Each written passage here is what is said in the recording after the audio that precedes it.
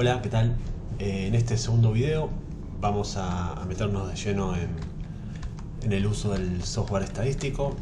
Al igual que las clases anteriores, vamos a hacer un breve ejercicio en Excel y en R para tratar de afianzar los conocimientos y ver las fórmulas, profundizar un poco más en lo que vimos en la parte teórica. Bueno, acá armé también, para simplificarlo, armé un conjunto de datos, una matriz de datos ficticia que tiene, como ven ustedes, 300 casos. 300 casos con dos variables categóricas, ¿no? Cualitativas, nominales, el género, que está dividido en masculino y femenino, y el clima favorito.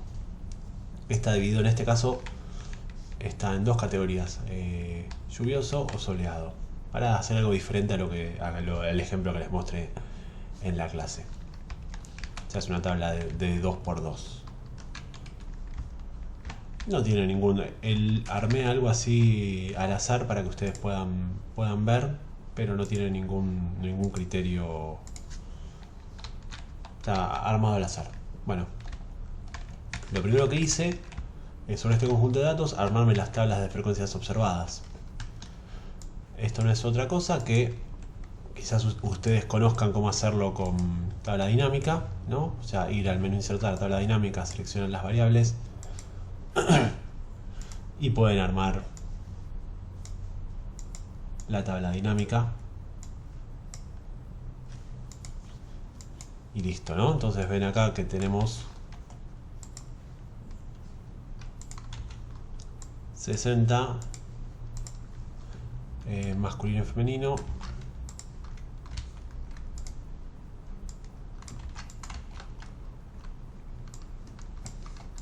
¿no? Ven que puedo armar la tabla de esta forma poco amigable, ¿no? O sea, porque tendría que armar la tabla dinámica.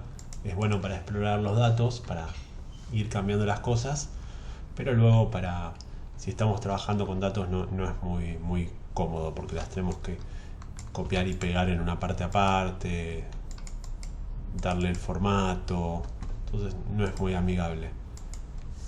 Algo que pueden hacer es aplicar esta fórmula, yo acá se las dejo, que se llama contar si conjunto. Acá, bueno, en mi versión de Excel me está funcionando. Recuerdo en la clase anterior alguien me comentaba que en su versión de Excel no le estaba funcionando la fórmula. Veamos a ver si no le funciona, se puede buscar a ver si en otras versiones de Excel es alguna versión compatible o no. Pero bueno, en este caso lo que les decimos es que contar si conjunto se llama la fórmula, que le indicamos un rango de casos y le indicamos qué categoría contar, ¿no? Bueno, entonces aplicamos la fórmula de estas cuatro celdas y ven que nos da lo mismo que en la tabla dinámica. Para el género femenino 60 y 85, 60 y 85, y para el otro 103 y 52. Ven que es exactamente lo mismo. Lo bueno que tiene esta fórmula es que yo podría jugar e ir cambiando los datos y se va a dar cuenta directo, porque está haciendo constantemente un recuento de ambas variables. Entonces, para hacer pruebas está bueno. Está lindo para jugar con los datos y terminar de entender los conceptos. Sobre estos conjuntos de datos, bueno, calculamos los totales, ¿no? Los totales marginales, es decir, el total de lluvioso, el total de soleado, que son la suma de estas dos celdas, y luego también los totales por columna, ¿no? De la variable masculino, que es 104 más 52 y 57 más 87. Y tenemos el total, que son estos dos valores, 300, o también podría ser, en este caso está puesto esto, pero si yo pusiera estos dos, debería darme lo mismo.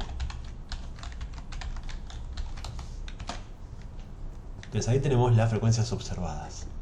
Esto es la tabla de frecuencias que ya habíamos trabajado con anterioridad, que es una extensión de la tabla de frecuencias univariada. Como les había dicho, para empezar a trabajar con estos datos, lo primero que podemos hacer, y para ver si existe asociación entre las variables, es calcular las frecuencias esperadas, que esto nos sirve para para luego calcular el coeficiente de chi cuadrado. Como habrán visto en la diapositiva, en lo que les estuve contando hace un rato, cada uno de estos valores esperados o teóricos también, pues si recuerdan en la diapositiva hablaba como teóricas, hacemos la multiplicación de los marginales dividido el total. Entonces ven que el caso este de género masculino y lluvioso, multiplicamos 156 por 161 y lo dividimos por 300. Ven que en este caso, ven que va cambiando. En este caso multiplicamos 161 por 144, porque 144 es el total del género femenino y 161 es el de lluvioso, y nos va dando cada una de las celdas. Ven que de hecho acá lo pueden comprobar, este valor es igual a este y este es igual a este, bueno, y estos dos también. Eso significa que están la misma cantidad de casos distribuida de otra forma. Y acá, bueno, ven, por ejemplo, pueden ver que ya a diferencia de lo que hemos visto en la clase, que los valores eran muy cercanos, ven que acá ya se empiezan a alejar un poco más. ¿No? Ven que acá debería de 104 a 83 y de 57 a 77 hay 20 casos de diferencia, y en los otros dos también más o menos 20 casos. O sea, es un número más grande. Vamos a ir a un extremo, voy a hacer esto, a ver, vamos a poner, para modificar para ver cómo se van modificando los datos nomás, ¿no? Le voy a agregar un montón de femenino lluvioso, ahí miren, justo me quedó 150 de 150. Ven que ahí, como justo es la mitad, la frecuencia esperada debería ser que las dos categorías tengan lo mismo. Pero ven que no es así. Aún hay un poquito más de hombres que les gusta la lluvia y de mujeres que les gusta lo soleado. Bueno, calculamos las frecuencias. Esto no hay mucha magia, simplemente eso. Y luego vamos a calcular el chi cuadrado. Como les había dicho, para calcular chi cuadrado pueden hacerlo tomando los valores aplicando la fórmula esa que era la sumatoria del valor observado menos el valor esperado al cuadrado dividido la cantidad de casos, ¿no? O sea, vemos acá está aplicada la fórmula a cada una de las celdas. Esto yo lo puse acá simplemente para facilitar el cálculo de los datos, pero se puede hacer de cualquier otra forma. Entonces ven que el valor de chi cuadrado es 0,52, 0,52, 0,85 y 0,85, lo cual nos da un chi cuadrado de 2,77. Y ahí no es un valor muy alto. Una forma que tienen de verlo en Excel o de analizarlo en Excel, que rápidamente les permite ver si este valor es grande o no. Si recuerdan que les decía que una parte importante es analizar si los datos tienen, o sea, las magnitudes, ¿no? Cuando un valor se considera alto o bajo de chi cuadrado.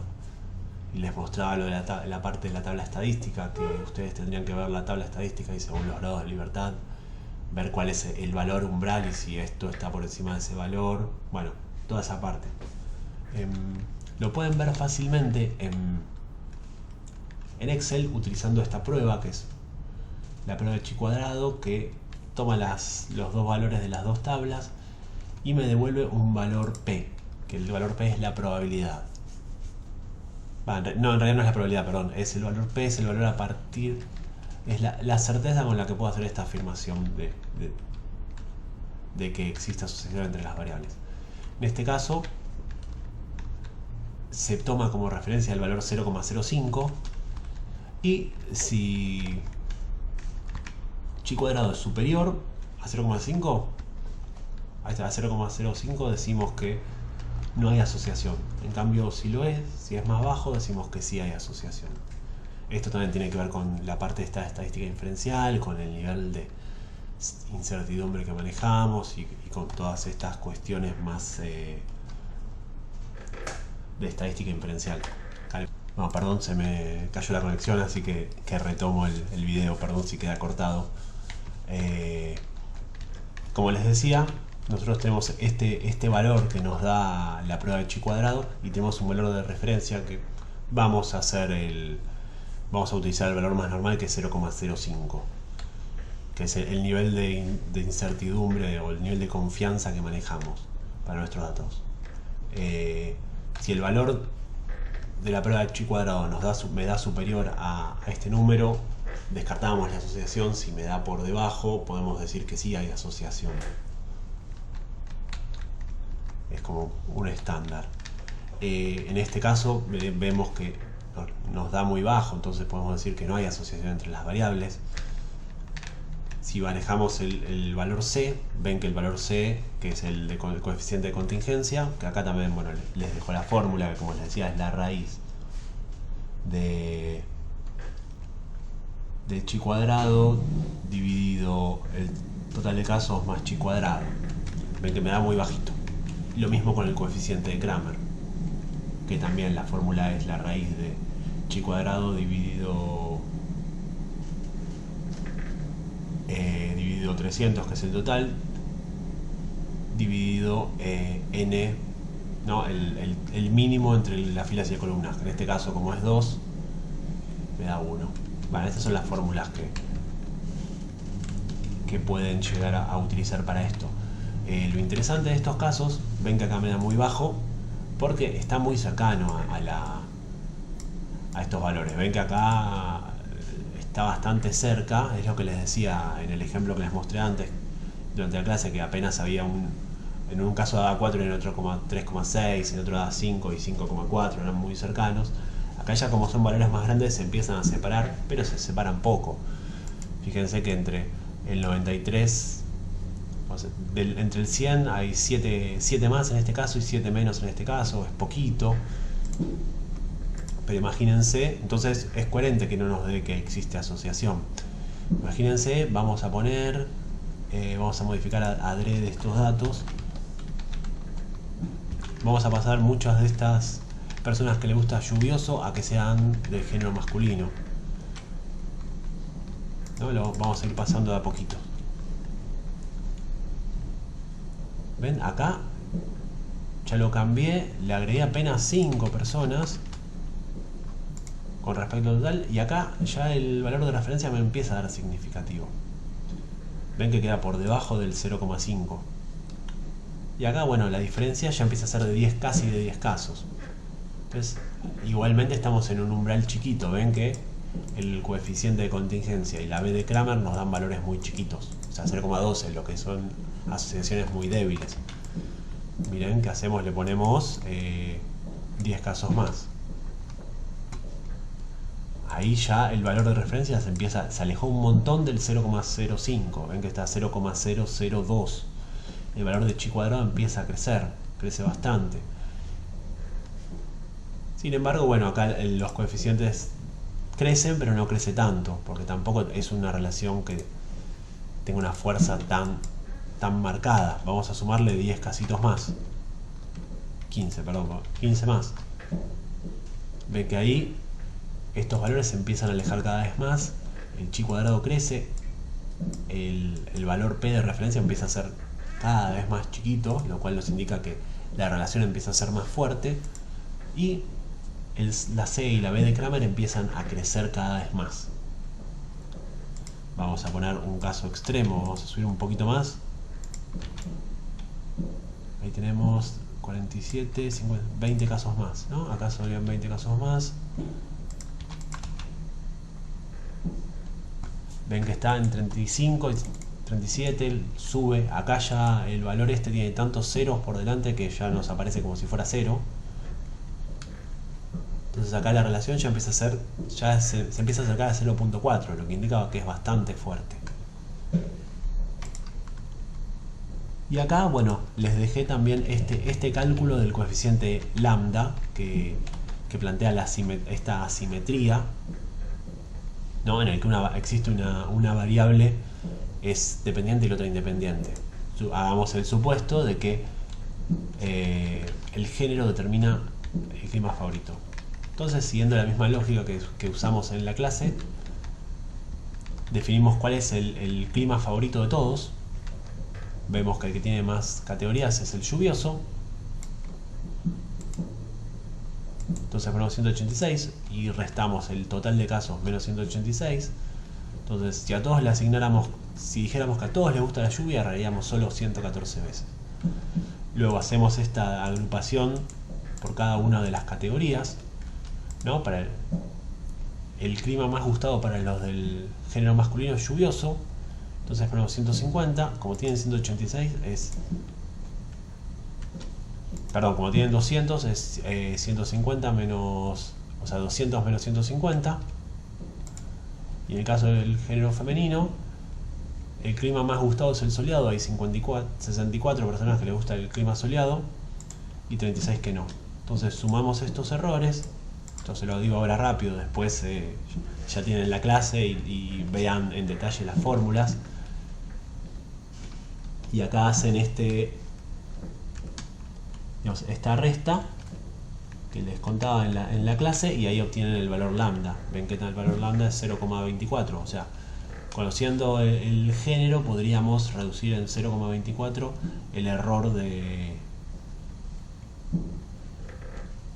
la predicción de esa variable.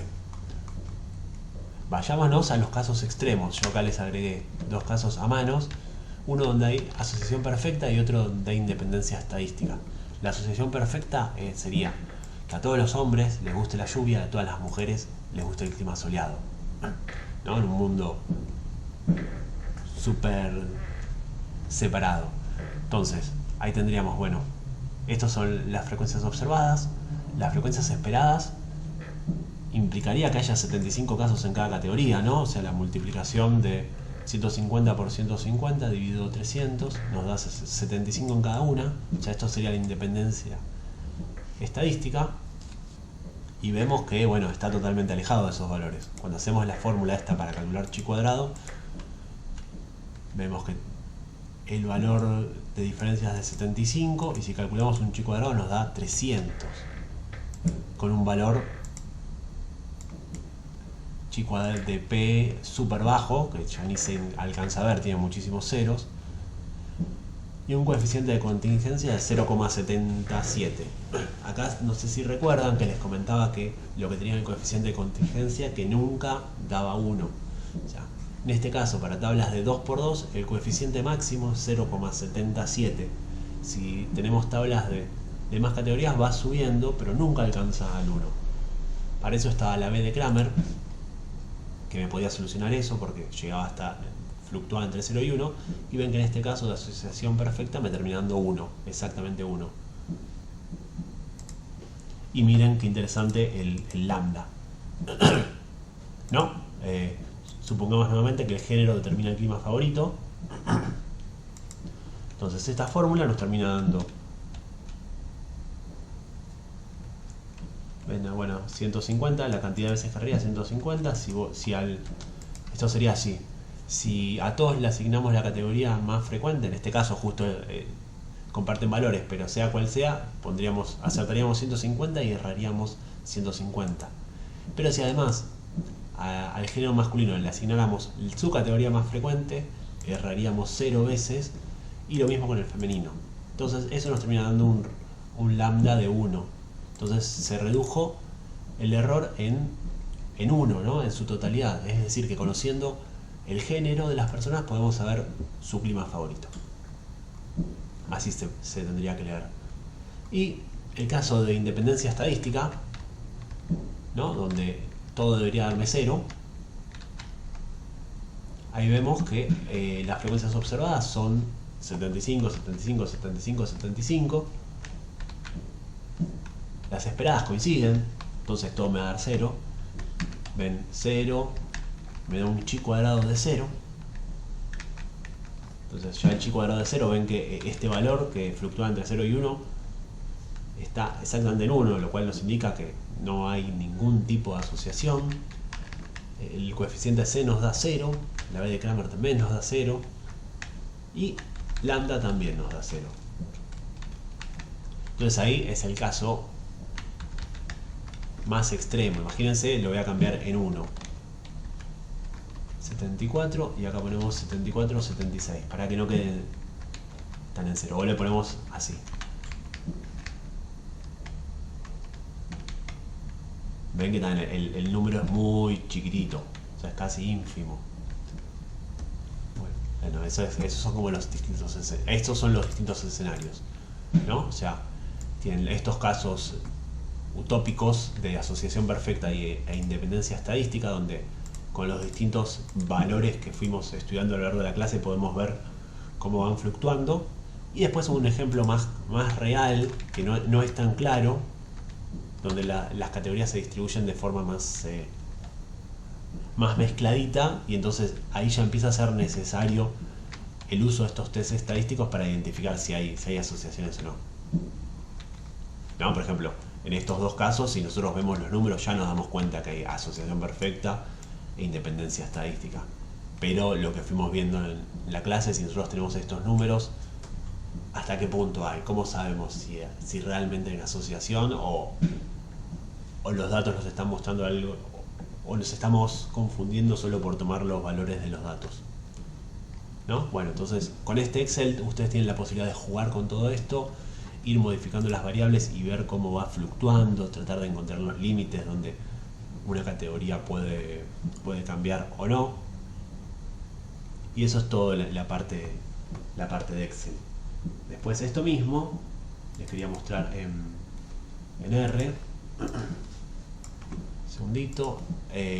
La idea es la misma de la otra vez, es este archivo HTML donde ustedes tienen una explicación de todo lo que tienen que ir haciendo y qué herramientas van a utilizar. Bueno, también como que yo voy a ir yendo a cosas que ya vimos, simplemente para que ustedes puedan afianzar los conocimientos y se vayan familiarizando. Es instalar las librerías necesarias, cargar el conjunto de datos, el resumen de los datos. Acá tomé un ejemplo con variables, ¿no? Seleccioné dos variables y hice el análisis con otras dos variables. Tomé la estatura y el sexo. Acá en este caso también lo hice a propósito para contarles este ejemplo, que yo les estuve explicando que las variables cualitativas, en especial las nominales, eran las que estábamos trabajando en esta clase. Bueno, estas técnicas también se podrían aplicar a variables ordinales. No se aprovecharía, se perdería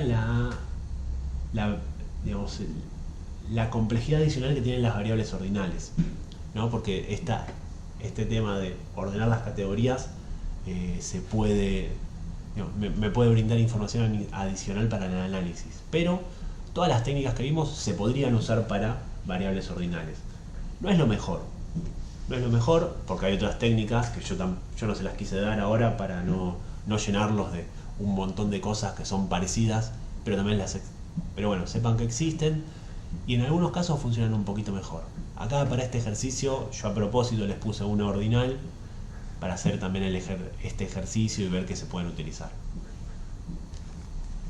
Bueno, a diferencia de antes, donde nosotros calculábamos la tabla con una sola variable, no sé si recuerdan que antes hacíamos esta función table y le poníamos el nombre de la variable que queríamos. Ahora simplemente hacemos table y le indicamos las dos variables que queremos. Y con print le decimos que nos imprima eso en pantalla. Acá, bueno, conseguimos esta misma tabla de 2×2. Calculamos las frecuencias relativas con la función propTable. Y acá algo interesante que antes no aparecía, como antes era solo una distribución univariada, no le poníamos nada y nos calculaba el porcentaje en base a esa variable. Acá, como tenemos distintas opciones, no sé si recuerdan que podíamos calcular los porcentajes por columna o por fila, acá tenemos que indicar uno para fila y 2 para columna, ¿no? Entonces, agregándole este valorcito nos calcula los porcentajes así. En este caso ven que esto cierra 100%, esto cierra 100%, esto cierra 100%. Y si acá le ponemos 2, el 100% cierra así para abajo. Entonces depende del caso, se puede utilizar uno u otro. Lo más común es que se utilice el número 2 y se calculen los porcentajes de columna. También, lo mismo de antes, los gráficos, ven que también es muy parecido al anterior. Lo único que tienen que hacer es incluirle esta opción que diga beside igual true para que las distintas categorías se las ponga una al lado del otro y no una arriba de la otra, que en el caso anterior de variables univariadas no lo teníamos este problema, pero es la única diferencia. Y después, bueno, esto es la primera parte que ya vimos. Ahora lo que nos quedaría es calcular estas asociaciones entre las variables. Las frecuencias observadas salen de esta tabla que armamos hace unos minutos con la función table. Luego las frecuencias esperadas las podemos calcular con esta función que ya viene predefinida en la librería DeskTools, que ahí les digo al principio que carguen. Entonces le ponen la tabla de frecuencias observadas y le indican que te calculen las frecuencias esperadas en valores absolutos, no en porcentajes. Acá le podríamos poner frecuencia relativa y nos traería los valores relativos también. Entonces ven que acá tenemos 37 y es la observada y 33,7 es la teórica o esperada. Y después, bueno, tenemos otra. Después lo que podemos hacer, esto es simplemente para calcular los valores de chi cuadrado, pero la verdad que R nos brinda un montón de herramientas que nos facilita el análisis y evita que tengamos que hacer todas las cuentas a mano. Entonces simplemente con esta función de ASOC stats y le indicamos la tabla de frecuencias observadas, nos tira todos los coeficientes que estuvimos viendo recién, ¿no? Acá tenemos la bondad de ajuste, el coeficiente, este es el chi cuadrado de Pearson, que es el que estuvimos viendo en clase, y con el valor P. Entonces ven que acá nos da 1,46, nos dice los grados de libertad y además nos tira el valor P, que si recuerdan este es el valor que les decía que tiene que ser inferior a 0,05. En este caso ven que es mucho más alto. Entonces ahí podríamos decir que no hay asociación entre las variables. Adicionalmente ya nos tira también estos coeficientes adicionales. El coeficiente de phi, que no lo vimos, pero es casi lo mismo que B de Kramer, pero funciona para tablas de 2×2.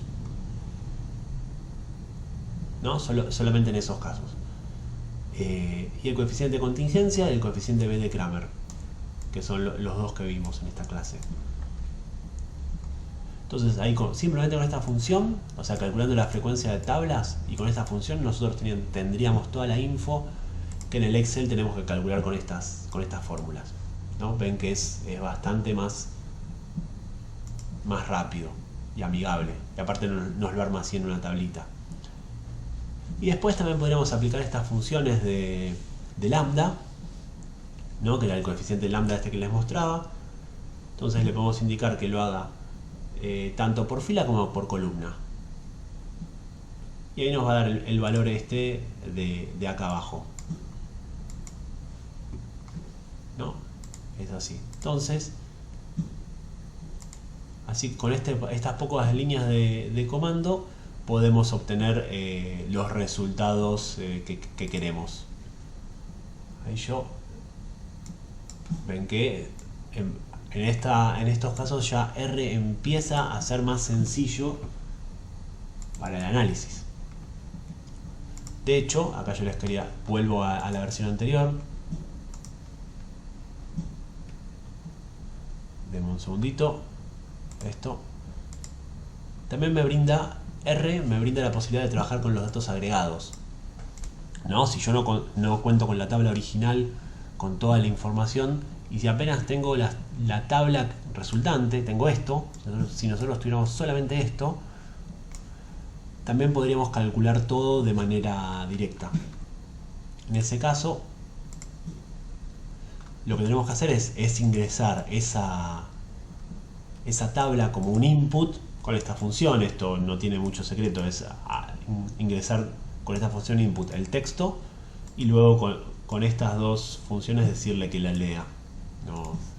no es otro secreto. Y ven que acá tenemos nuestra frecuencia observada igual a estos valores: 103, 60, 52, 65.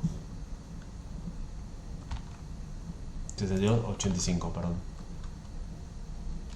Sobre eso mismo podemos calcular las frecuencias esperadas con esta función xFrequency, y ven que nos da 84, 70, 78 y 66. 84, 70, 78 y 66. Podríamos con ASOC Stats calcular estas medidas de asociación. Como les decía, este es el chi cuadrado de Pearson, nos da 18,980 y nos da un valor de P muy chiquito. Esto, ven que tiene acá un menos 5, esto significa que es 0,00000 y ahí empiezan estos valores. Entonces es un valor muy chiquito. Ven que nosotros lo que calculamos es 1898, coincide también a la perfección, 1898, y como les decía es 0, después tenemos 5 ceros más y 132. Entonces 0.5 ceros y 132. Ven que coincide a la perfección. Y luego tenemos el coeficiente de contingencia, que es 0.244. Acá, como si lo redondeáramos, ven que da exactamente lo mismo. Y B de Kramer también da lo mismo. En este caso, ven que me aparece el coeficiente de Phi, porque les decía que sirve para tablas de 2×2. Y ven que incluso coincide con la B de Kramer. Por eso yo tampoco se los di. Y por último, pueden hacer esto de calcular las frecuencias observadas y aplicar el coeficiente lambda para variables simétricas, y ven que obtengo el 0,18. Ven que también es el mismo número. Entonces ven como en R pueden trabajar con todas estas cosas de manera mucho más sencilla. Quizás el ejercicio empieza a ser, es un poco más difícil al principio hasta familiarizarse, pero una vez que tienen ustedes el código y entienden cómo funciona, es simplemente cambiar el nombre de las variables y listo, lo hace todo solo. Así que bueno, ese es un poco el repaso de cómo con las dos herramientas se pueden obtener los mismos resultados y cómo se pueden analizar los distintos datos. Lo que vamos a empezar a ver ya ahora, que ya estamos viendo pero se va a seguir pronunciando, es que a medida que complejicemos el análisis, las herramientas estadísticas más especializadas, en nuestro caso R, nos van a brindar herramientas mucho más sencillas para llevar a cabo los mismos análisis. Así que bueno, eso es todo. Nos vemos en la próxima clase.